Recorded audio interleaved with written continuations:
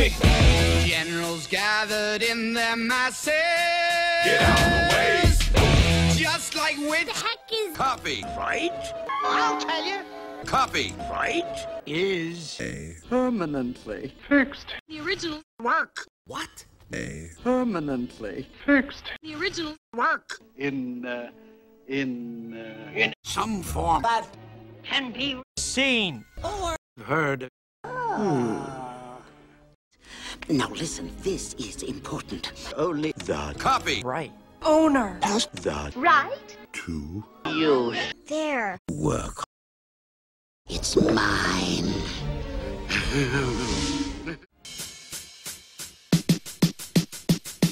Hit me. It's about copyright. We already saw the main part. 1. The value of creativity. Creativity makes the world go round. 2. The importance of remembering that the author is the owner of his work. 3. Because of his creation, the author has rights that have to be recognized and protected.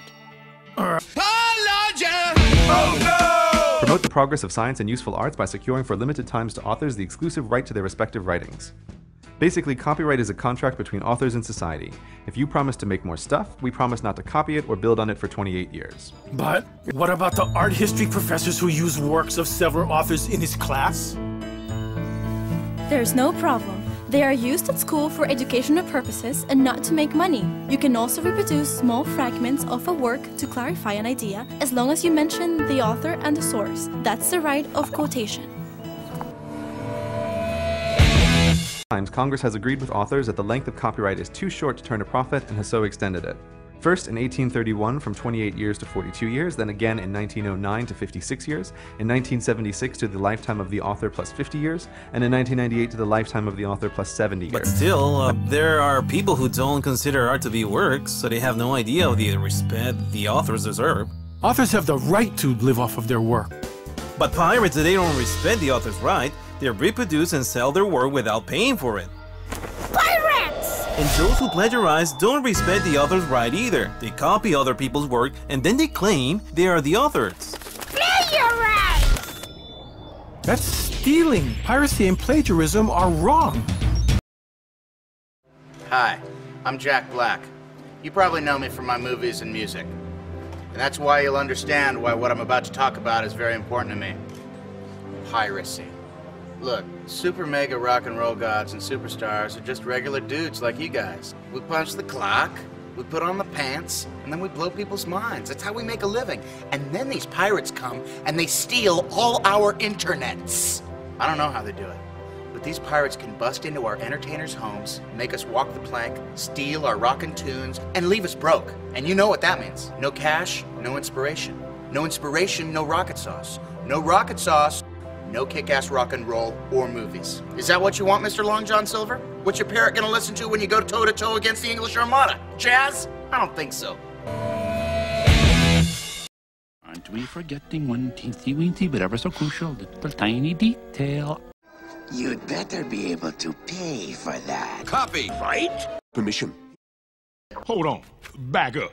Are you saying This is about money. Beneficiaries of copyright after death are not the authors or society, but companies. Companies like Disney. Remember all the old good Disney movies? Yeah, all of them came from works no longer under copyright protection at the time.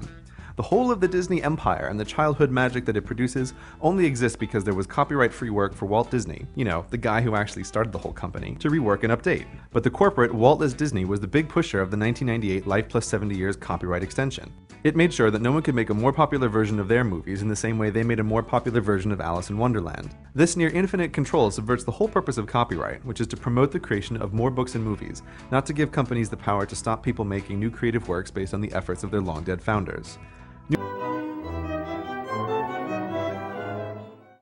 Because This company is intimidating. anybody who Takes Copy. right? Work. If you're gonna threaten me, do it properly. The point is, if fair Used. actually works, then Movies. like This one. will Have? legal protection. And that concludes our broadcast day. What was that? When the web started, I used to get really grumpy with people because they put my poems up, they put my stories up, they put my stuff up on the web, and I had this, a belief which was completely erroneous, that if people put your stuff up on the web and you didn't tell them to take it down, you would lose your copyright, which actually is simply not true. And I also got very grumpy because I felt like they were pirating my stuff, that it was bad. And then I started to notice that two things seemed much more significant.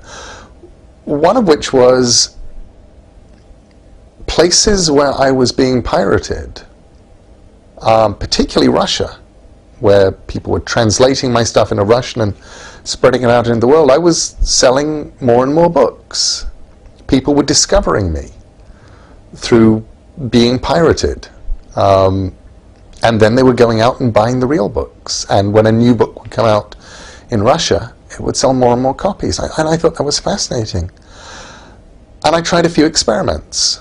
And some of them were quite hard. You know, persuading my publisher, for example, to take one of my books and put it out for free. And we took American Gods, a book that was still selling and selling very well, and for a month they put it up completely free on their website, and you could read it and you could download it, and what happened was sales of my books through independent bookstores, because that was all we were measuring it through, went up the following month 300%. And I started to realize that actually you're not losing books, you're not losing sales by having stuff out there.